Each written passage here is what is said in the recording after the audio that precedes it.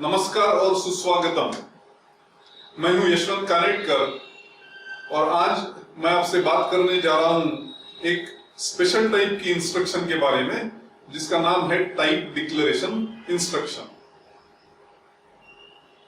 इससे कि पहले हम लोग टाइप डिक्लेरेशन इंस्ट्रक्शन से शुरुआत करें, पहले हम ये देख लेते हैं कि हम लोग कहां पर खड़े हुए हैं। अगर आपको याद है, हम लोगों ने अभी तक अल्फाबेट्स, डिजिट्स और स्पेशल सिंबल्स कौन से इसमें के सी प्रोग्रामिंग में चलते हैं उसका अभ्यास किया है। फिर हम लोगों ने ये भी देखा हुआ है कि अल्फाबेट्स, डिजिट्स और स्पेशल सिंबल्स को किस तरह से कंबाइन किया जाता है ताकि हम लोग कॉन्स्टेंट्स, वेरिएबल्स और कीवर्ड्स बना पाए। ये कॉन्स्टेंट्स, वेरिएबल्स, कीवर्ड्स, इन तीनों को हम लोग कंबाइन करते हैं तो हम लोग स्टेटमेंट या इंस्ट्रक्शंस लिख पाते हैं। हम लोगों ने स्टेटमेंट्स और इंस्ट्रक्शंस के बारे में कुछ भी अभी तक बात नहीं की है। हम लोगों ने पहले अल्फाबेट्स, डिजिट्स, स्पेशल सिंबल्स समझ लिए, फिर कॉन्स्टेंट्स, वेरिएबल्स, कीवर्ड्स कैसे बनाते हैं वो समझ लिए, और फिर वहां से हम लोगों ने एक छलांग लगा के सीधा प्रोग्राम बना डाला। अब चल के जब हम 2, 4, 5 प्रोग्राम्स कर पाए हैं, अब वक्त आ गया है कि हम लोग पता करें कि इन प्रोग्राम्स में कौन सी स्टेटमेंट्स या कौन सी इंस्ट्रक्शंस का हमने प्रयोग किया है। मैं आपको बता दूं कि स्टेटमेंट्स जो होती है वो 3 प्रकार की होती है। एक का नाम है टाइप डिक्लेरेशन इंस्ट्रक्शन, दूसरी है अरिथमेटिक इंस्ट्रक्शन और तीसरी है कंट्रोल इंस्ट्रक्शंस। मतलब कई सारी प्रकार की कंट्रोल इंस्ट्रक्शन होती है। तो हम लोग ये तीनों चीजों का अभ्यास करना चाहते हैं, पर आज हम लोग सिर्फ टाइप डिक्लेरेशन इंस्ट्रक्शन के बारे में देखेंगे। टाइप डिक्लेरेशन इंस्ट्रक्शन वैसा देखा जाए तो हम लोगों ने सभी प्रोग्राम्स में इसका उपयोग किया है।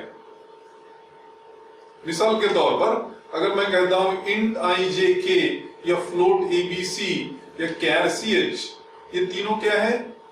ये तीनों टाइप डिक्लेरेशन इंस्ट्रक्शन कहलाती है। ऐसा क्यों? क्योंकि इन इंस्ट्रक्शंस में अगर आप देखोगे तो हम लोगों ने किया ही क्या है, हम लोगों ने एबीसी का टाइप डिफाइन किया या आईजेके का टाइप डिफाइन किया या सीएच का टाइप डिफाइन किया। इसीलिए उनका नाम है टाइप डिक्लेरेशन इंस्ट्रक्शंस। और हमें यह भी पता है कि कोई भी वेरिएबल यूज करने के पहले हमें उसको डिक्लेयर तो करना पड़ेगा, और वो करने के लिए हम लोग टाइप डिक्लेरेशन इंस्ट्रक्शन का उपयोग करते हैं। अब देखते हैं छोटी छोटी चीजें जो टाइप डिक्लेरेशन इंस्ट्रक्शन के बारे में महत्व रखती है। मान लो हम लोग कहते हैं int i और फिर करते हैं i = 5। अब ये दो अलग अलग स्टेटमेंट होगी। पहले स्टेटमेंट में हमने i को डिफाइन किया और दूसरे में i को इनिशियलाइज किया 5 इस वैल्यू से। ये डिक्लेरेशन और इनिशियलाइजेशन अलग अलग रखने के बदले हमको सी प्रोग्राम अलाउ करता है कि हम दोनों को कंबाइन कर दे और लिखे int i = 5। इसका मतलब क्या? इसका मतलब यह है कि जब भी आप लोग वेरिएबल डिफाइन करते हो उसी जगह पे आप लोग उसको इनिशियलाइज भी कर सकते हो। ये परमिसिबल है। मतलब डिक्लेरेशन और इनिशियलाइजेशन कंबाइन जरूर हो सकता है। अब हम मान लो एक वेरिएबल डिफाइन किया है यहाँ i और उसको इनिशियलाइज किया है। इसका मतलब ये नहीं कि अलग अलग वेरिएबल के लिए अलग अलग स्टेटमेंट लिखनी पड़ेगी। हम इस तरह से भी टाइप डिक्लेरेशन इंस्ट्रक्शन लिख सकते हैं। आप देखोगे यहां हम लोगों ने 3 वेरिएबल्स डिफाइन किए हैं, a, b और c, और तीनों को इनिशियलाइज कर दिया है। a को 5 से, b को 10 से और c को एक ऐसा एक्सप्रेशन जो निकल करके कोई वैल्यू निकालेगा और वो वैल्यू c की इनिशियल वैल्यू हो जाएगी। अब पहला टाइप डिक्लेरेशन इंस्ट्रक्शन देखिए, int ijk। आप मानोगे कि int ijk में हम लोगों ने कौन सी ऑर्डर वेरिएबल्स की यूज की, ये बिल्कुल मायने नहीं रखती है। हम लोग बिल्कुल ये लिख सकते थे कि int kji और int jki, मतलब order of variables is not important. जबकि हम लोगों ने जब एबीसी आखिरी एग्जांपल में डिफाइन किया वहां ऑर्डर बहुत इंपॉर्टेंट है। सी इस वेरिएबल को मैं ए और बी के पहले डिफाइन ही नहीं कर पाऊंगा। क्यों नहीं? क्योंकि सी का इनिशियल वैल्यू ए और बी के ऊपर निर्भर करता है। तो अगर मैं ए और बी को यूज करना चाहता हूं सी को इनिशियलाइज करने के लिए, उस समय तक तो ए और बी डिफाइन होने ही चाहिए, ये आप भी मानोगे। ए और बी के ऑर्डर में फर्क नहीं पड़ता है, आप पहले बी डिफाइन कर लीजिए, बाद में ए डिफाइन कर लीजिए, बिल्कुल चलेगा।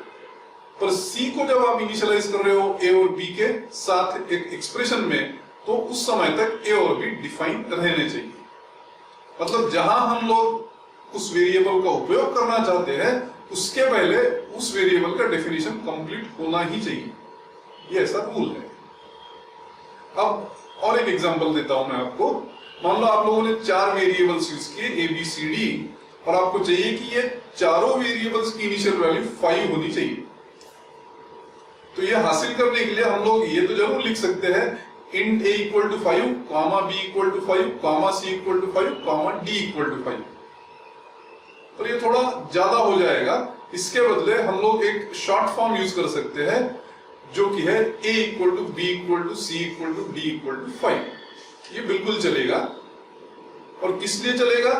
क्योंकि जब लोग हम a इक्वल टू b करेंगे, उस टाइम तक b डिफाइन हो चुका है, इसलिए a equal to b equal to c equal to d, ये एक्सप्रेशन सही है।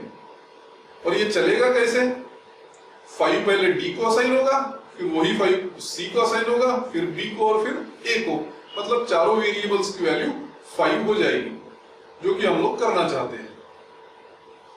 पर अगर आप सोचोगे कि ये दोनों स्टेटमेंट जो किए हैं मैंने, जिसमें पहले a b c d define किया और बाद में चारों वेरिएबल्स को इनिशियलाइज किया 5 इस वैल्यू से, अगर मैं इन दोनों को कंबाइन करने की कोशिश करता हूं, तो ध्यान रखिए ये बिल्कुल नहीं चलेगा।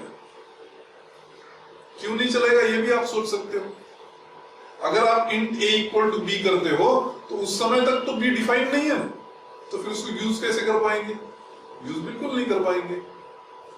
तो ये सारी छोटी छोटी चीजें जो है टाइप डिक्लेरेशन इंस्ट्रक्शन की, ये ध्यान में रखिए, क्योंकि हर प्रोग्राम में ये टाइप डिक्लेरेशन इंस्ट्रक्शन तो लगेगी ही आपको, क्योंकि हर प्रोग्राम में कोई ना कोई वेरिएबल्स बनाओगे और उन वेरिएबल्स को डिफाइन करने के लिए टाइप डिक्लेरेशन इंस्ट्रक्शन का उपयोग बिल्कुल लाजमी है। धन्यवाद।